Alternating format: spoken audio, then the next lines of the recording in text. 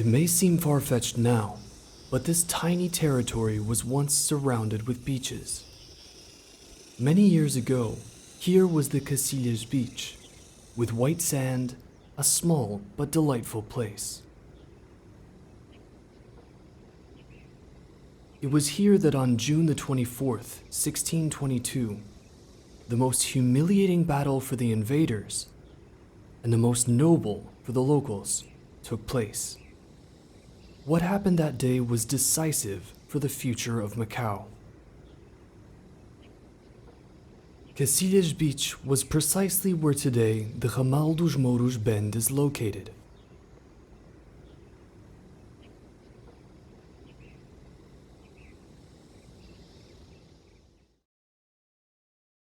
On the eve of the attack, the São Francisco battery in Macau was attacked by the artillery of 3 Dutch ships.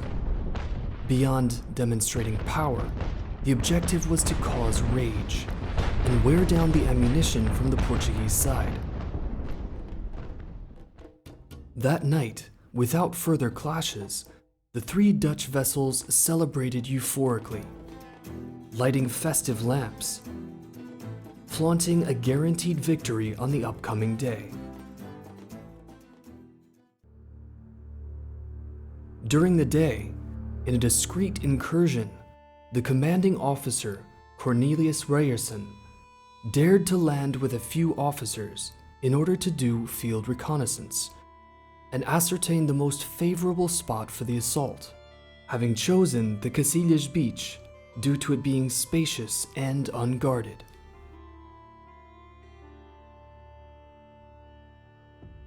That night, the commotion on land was multiple and diverse.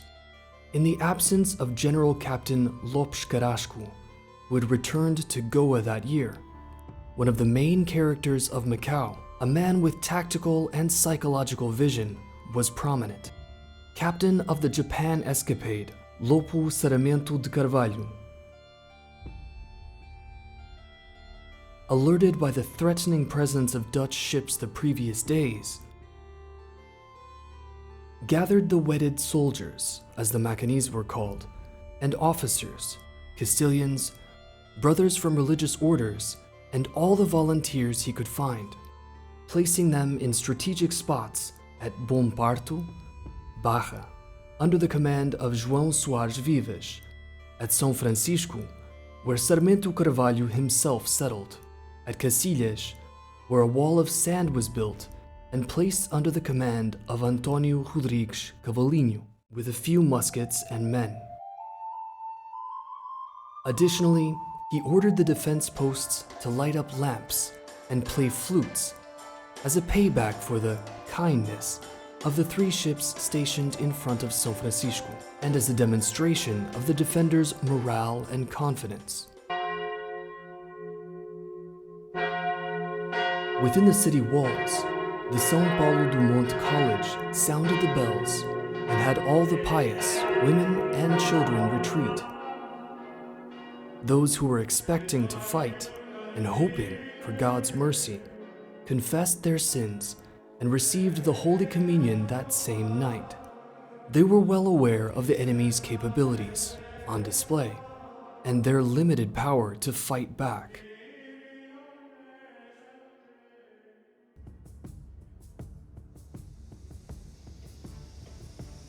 On the morning of the 24th, birds and cicadas were singing frantically when the enemy landing started. 13 Dutch plus 2 English ships with 800 men, 600 European and around 200 others, among them Japanese, Malay, and Gujarat. 3 pieces of artillery, musket and shotgun ammunition, gunpowder barrels. Ultimately, all the resources were delivered by 32 boats. At first, and in order to facilitate the invasion, Commanding Officer Cornelius Ryerson's men stood behind a damp gunpowder barrel on fire.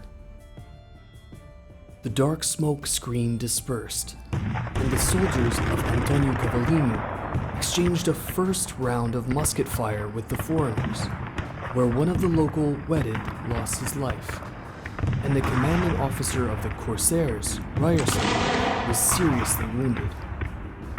While retreating to the ship, he named as the operation's substitute Senior Officer Hans Ruffin, who was able to overcome the resistance caused by Cavallino, reorganize the formation, and advance onwards, though under attack by muskets and stones, crossing the elevation of Dona Maria, a title it still has today. Behind bamboo groves, the only large-sized vegetation in the area, occasional musket shots were fired by the population.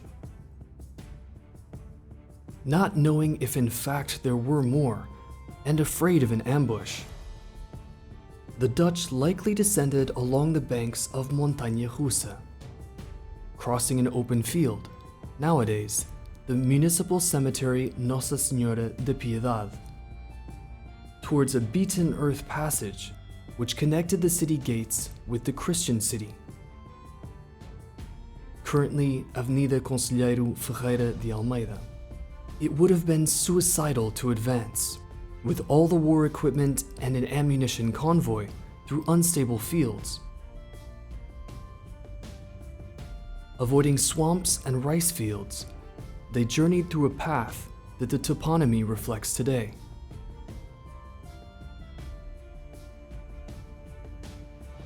Holland Garden, Ho Lan Yun.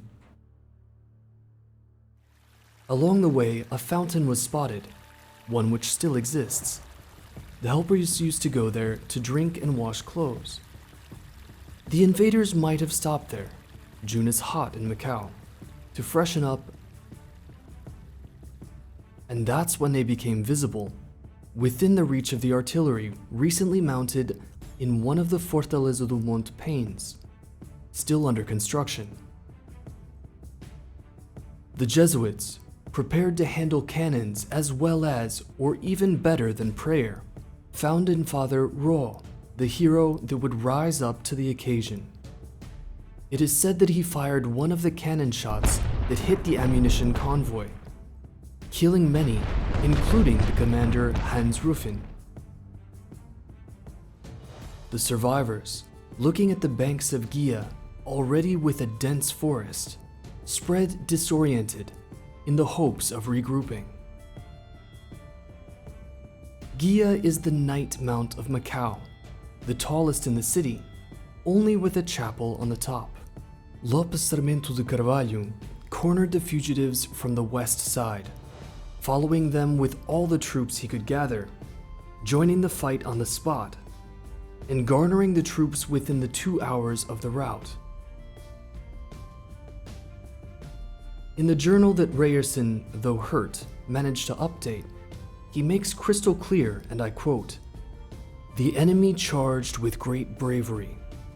Given the fact that we had no ammunition left, our men fled towards the beach, where several were killed or drowned.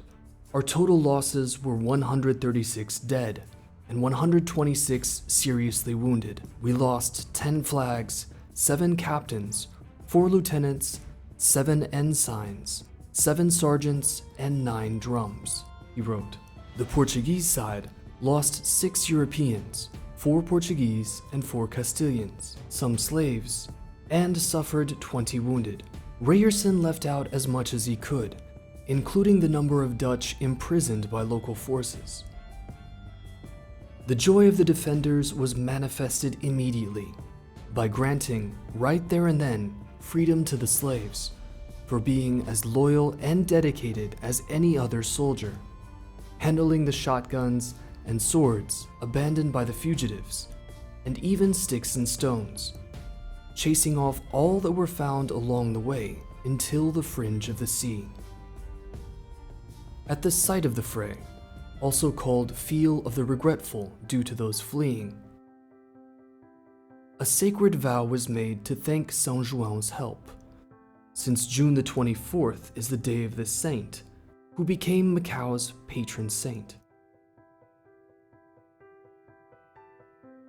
The vow of thanks, initially done in an open field, was kept until nowadays, with a mass that has since moved to the Sé Cathedral, and a solemn session at the City Hall, where a veneration to his image, placed in the Salon Nobre, precedes the councilman's meetings. A memorial monument was raised, later replaced by another one not too far away, and a space was arranged and named Garden of the Victory. I read somewhere in a Chinese document that it was also called the Monument of Saint Juan. Makes sense.